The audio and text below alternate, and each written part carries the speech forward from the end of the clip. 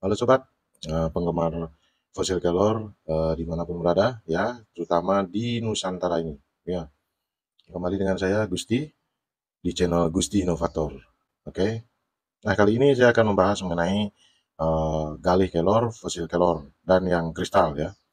Nah, apa perbedaannya? Sekarang kita simak sama-sama. Oke, yuk. Nah, sekarang saya eh, tunjukkan galih kelor dulu ya. Jadi galih kelor ini baru 3 hari saya potong, saya belah ini yang segini banyaknya nih ya. Ini saya dapat kiriman dari Lombok Tengah, dari teman yang berada di Lombok Tengah. Nah, galih kelor ini teman-teman bisa lihat eh, bagian luarnya, yaitu kayunya itu masih berwarna putih. Kadang ada yang kecoklatan.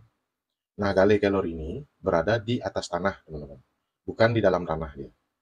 Nah, jadi sifatnya karena di atas tanah itu masih lunak, jadi tidak sekeras fosil kelor. Jadi dia masih lunak sifatnya. Memang kayak ini dia masih lunak. Beda dengan yang fosil ya, dari suaranya pun beda. Oke, ketek gitu. Terus ini mengenai fungsi ya, fungsinya gale fosil sama yang kristal itu sebenarnya sama saja, cuman usianya ini berada di atas tanah. Usianya ini pohonnya masih hidup nih teman-teman, masih hidup, cuman daunnya itu agak agak agak kekering-keringan ya, cuman belum mati. Nah, ini untung-untungan nih kalau mendapatkan yang ini, memang agak susah sih ya. Nah, seperti ini. Ini saya potong begini. Jadi ini bukan potongannya lurus ke atas gitu, bukan. Ini saya belah seperti ini. Jadi nampaknya itu serat-seratnya itu terpotong ya. Kalau potongannya lurus, berarti seratnya pasti akan ngikut lurus. Nah, mengenai seni untuk membentuk itu, ujung-ujungnya nanti kalau diambil hitamnya ini, ya galenya ini, itu kalau diambil hitamnya ini, itu hasilnya nanti kalau setelah digosok tidak sekilap fosil, teman-teman. Seperti ini kurang lebihnya. Ya, ini dia hasilnya ini, nantinya. Beda dengan fosil. Ya, kalau mengenai seni gosok atau bentuk cincin dan bagaimana yang indah gitu ya, kayak gini nih. Ini diambil segini nih. Jadi akan kelihatan seperti ada garis garis di sini. Nah, ini didapat dari untung-untungan saja, rezeki-rezekian ya. Makanya kalau kita sering berbuat baik, sering membantu teman, sering saling menghargai orang, saling menghargai teman, keluarga, pokoknya positif ya. Itu pasti kita akan diberikan hadiah-hadiah berupa begini. Ini beliau yang memberikan hadiah seperti ini. Dicari sehebat apapun kalau belum waktunya tidak akan mungkin ketemu, teman-teman. Saya 16 tahun mengalami itu. Nah, nanti hasilnya juga seperti ini. Nah, ini galih seperti ini ya. Ini ada 3 warna ya. Ini galih ya. Galih kelor tuh hasil finishingnya hanya bisa sebatas ini aja. Kilapnya itu memang agak kurang ya. Nah, itu tergantung teman-teman ya. Senangnya kilapnya seperti apa silahkan. Yang jelas galih itu berada di atas tanah. Wujudnya seperti ini ya. Seperti ini wujudnya. Jadi ini kulitnya, kulit luarnya kelor. Ini saya potong rata supaya bisa berdiri. Nah, ini kulit dalam, ini kulit luarnya. Ya, ini kemarin lebar nih dan mudah pecah ya. Oke, seperti ini. Jadi kalian kalau menemukan galih kelor ini bisa diambil segini nih untuk dijadikan cincin atau ditaruh atau dipakai perhiasan, liontin dan sebagainya. Kalau mengenai fungsi itu apapun, kalau sudah kelor, galih sudah jadi batu yaitu fosil atau kristal itu sama, satu bahan ya, tidak ada perbedaan ya. Itu mengenai fungsi ya. Nah, khasiatnya bagaimana sudah ada di video-video saya sebelumnya. Jadi teman-teman bisa simak di sana. Fungsi, manfaat, cara, pengalaman, hasil, pokoknya ada di sana, heboh lah itu. Silakan disimak pelan-pelan. Sering-sering aja nonton teman-teman ya. Nanti dari sana. Yang jelas ini tidak ada teori. Cuman harus kita pakai logika ya. Kadang ada artikel-artikel yang bagi saya lucu aja, nggak masuk akal bagi saya. Terlalu berlebihan. Hebat memang hebat, fosil kelor ini, galih kelor ini memang hebat. Cuman janganlah dikait-kaitkan dengan ini itu. Ujung-ujungnya ya teman-teman tahu sendirilah. Oke. Nah, ini kembali galih kelor. Nah, kalau yang ini fosil kelor. Beda ya, daya kilapnya, daya ininya beda. Tetap ada putihnya itu, karena dia di pinggirnya hitam itu pasti ada putihnya. Daya kilapnya beda. Nah, seperti ini teman-teman. Beda dan nah ini fosil yang sudah membatu dia. Jelas usianya lebih lama. Sama kayak ini. Ini sudah fosil. Nah, tuh beda kan suaranya. Tuh, lebih nyaring dia. Karena keduanya ini sudah fosil dan ini ada garis serat yang saya tidak mengerti juga. Warnanya putih. Kalau orang bilang ini perak dah gitu. Bukan, ini sebenarnya putih warnanya. Ini dari bagian seratnya yang ikut menjadi fosil. Nggak ada kelor, ada peraknya ini. Oh, ini fosil teman-teman. Ya. Nah ini kalau ini bahannya, bahan yang sudah jadi fosil seperti ini. Oh, beda kan saudara? Daya kekerasannya beda. Oke. Kalau gale dia lunak sekali. Lunak sekali dia ini. Apalagi kalau dibentuk, dipotong tuh gampang sekali. Ya, kalau ini agak agak berat. Makanya kalau orang membuat tasbih, membuat aksesoris ya, itu kebanyakan pakai galih, bukan fosil. Pakai galih. Rata-rata yang saya lihat itu galih yang dipakai. Karena apa? Gampang untuk membentuk, terus memotong, ngebor, ngelubang itu gampang. Kalau udah fosil ampun lah. Keras bukan main kayak batu dia. Nah itu beda. Nah seperti ini. Ini salah satu contoh dari galih, ya, galih kelor. Ada 3 warna. Itu terserah teman-teman nanti membentuknya kayak apa. Seninya ada di mana. Terus di mana kita menempatkannya supaya orang-orang itu tidak curiga lah kalau kita membawa pakai kelor ini. Ini kan untuk kita nih, untuk jaga, untuk menolak bala ya. Jadi menolak bala dari khasiatnya itu sengaja saya bentuk begini supaya tidak begitu kelihatan, teman-teman. Ya, sekarang ada yang lucu lagi. Dia mencari fosil, ya ini fosil teman-teman, ya yang ada garisnya. Eh, ini perak Bali ya, perak tatah ya, bukan perak cetakan, bukan tatah ini, ditatah diukir deh, beda deh. Ada penggemar fosil galor. Setelah dia mendapatkan fosil itu, sudah menjadi cincin seperti ini, terus dia malu memakainya. Malu karena nanti dibilang dukun lah, inilah, itulah. Gitu. Saya jadi ketawa mendengar. Ini dia mementingkan rasa malunya ketimbang fungsinya ya. Dia nyarinya susah-susah ya. Terus yang kedua, membelinya itu pun dengan harga yang lumayan mahal. Setelah dia dapatkan, dia tidak berani pakai. Karena malu, apalagi dipakai ke kantor, apalagi dipakai beraktivitas yang lain. Nanti dikira kayak dukun. Emang dukun aja pakai cincin? Kan gitu pertanyaannya. Nah, itu yang kadang kekeliruannya. Ya, oke lah. Kalau memang malu pakai cincinnya, bisa pakai liontin atau bisa pakai eh, ininya saja, batunya saja. Jangan dipakein cincin, tapi taruh di dompet juga bisa.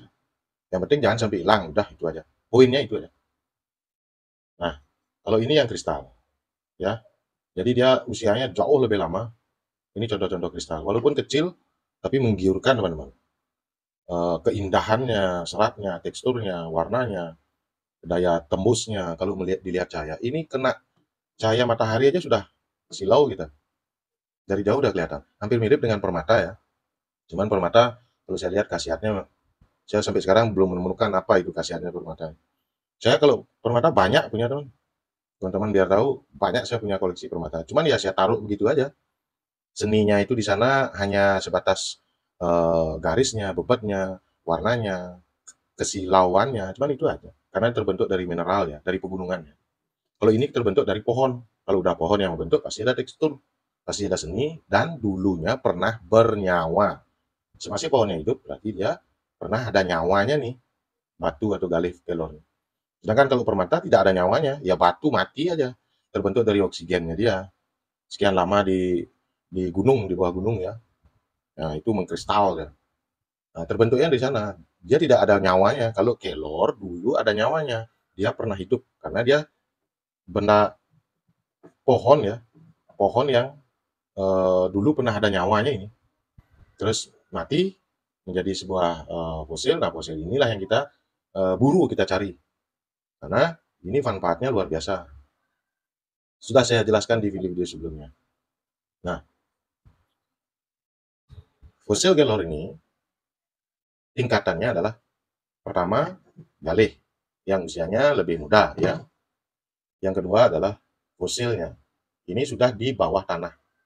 Jadi terendam di bawah tanah dengan energi yang dibentuk oleh air, ya. Yang kedua tanah, eh, dan yang ketiga dari batang pohonnya yang dulu pernah ada nyawanya, pernah hidup. Oke. Nah ini detailnya seperti apa? Itu yang seperti saya jelaskan tadi. Kalau galih itu di atas tanah, ya bentuknya seperti ini. Dan ini kulit luarnya, kulit luarnya seperti ini. Jadi ada garis-garis ini. Ini kulit luar. Dan ini mulai ada hitamnya, ya hitam-hitamnya ini. Yang dicari orang itu yang warna hitam. Terus yang warna putih nggak kepake, bukan. Kalau yang warna putih itu sama, fungsi apanya sama, cuman orang-orang lebih menyenangi warna hitam, lebih berwibawa, lebih elegan, ya. Apalagi sudah dibentuk seperti ini. Elegan sekali ya. Nah, ini warna hitam sudah dibentuk seperti ini. Di sini ada kristalnya, ya, ada mirahnya nih, ya. Di sini ada serat kayunya. Di sini warna hitamnya, di sini ada warna putihnya, dan ada kristalnya sedikit, ting, gitu. Nah, daya kilapnya beda, teman-teman. Beda dengan galih. Oke, kalau galih hanya sebatas ini aja. Mau sesaktinya apa tukang gosok, tetap seperti ini dia jadi yang ujung-ujung. Nah, gitu. Untuk menambah energi, jangan diolesin apa-apa ya. Cuma taruh di air, direndam di air, itu aja. Semakin lama teman-teman ngerendam semakin bagus. Yang penting airnya 3 hari diambil, atau 1 hari, 2 hari itu diambil. 3 hari sekali itu pokoknya airnya diganti pakai air mineral. Otomatis air yang baru rendam lagi, diambil 3 hari, rendam lagi. Nah itu energinya kan semakin bagus. Ya, kalau ini tidak kelihatan serat-seratnya, karena seratnya sudah saya potong begini dulu, jadi saya bentuk seperti ini. Nah kalau ini fosil seratnya lurus, saya motongnya beda nih. Yang ini dari membelah, kalau yang ini ngambil lurusnya. Jadi seratnya itu kelihatan lurus. Ada mirahnya lagi sedikit, indah kan? Nah masalah ini tergantung selera teman-teman ya. Yang jelas fosil ini sangat sulit dicari. Saya 4 tahun 3 tahun memburu itu paling menemukan beberapa aja. Sangat sulit dicari fosil itu. Itu untung-untungan atau rezeki-rezekian lah. Kalau saya mendapatkan ya saya simpan, saya koleksi, saya dapat lagi saya simpan, koleksi. Ada beberapa teman-teman yang menginginkannya, ya oke lah kalau masih saya ada stok banyak, silakan. Yang jelas fosil kelor dibutuhkan, pasti ada maksud tertentu. Eh, Istilahnya ya bantu-bantu teman lah dalam kesulitan. Oke, kalau yang ini sama fosil. Nah yang ini udah kristal, tuh kan? Apalagi kalau kena sinar matahari. Ini aslinya seperti ini. Jadi saya potongnya tegak lurus supaya serat dan mirahnya ini itu bisa tampil. Ya, kenapa saya harus potong lurus? Supaya serat dan mirahnya ini itu bisa tampil, bisa kelihatan. Kalau ini saya pakai perak. Jadi saya bentuk polos begini. Apapun itu kalau sudah kena perak pasti elegan teman-teman. Ya. Masa yang begini malu dipakai? Misalnya pakai nih. Masa malu? Dibilang kayak dukun katanya. Loh, kok bisa ya? Heran saya. Hampir banyak ya teman-teman seperti itu. Kalau emang malu pakai sini saya kasih tawa deh. Oke.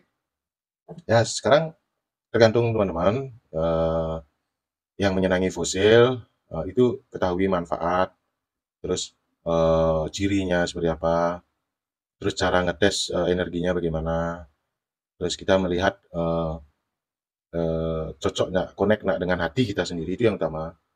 Kalau dia tidak connect, lebih nggak usah. Nanti biar nggak bahasanya ini itulah dikait-kaitkan dengan yang begini begitu gitu. Yang penting connect aja dengan hati dulu, otomatis hati itu tenang, damai ya. Kalau hati udah tenang, apapun yang diambil pasti 90% berhasil. Oke. Untuk sementara itu dulu penjelasan saya mengenai galih, fosil dan yang kristal. Kita ketemu lagi di video berikutnya, oke? Ciao.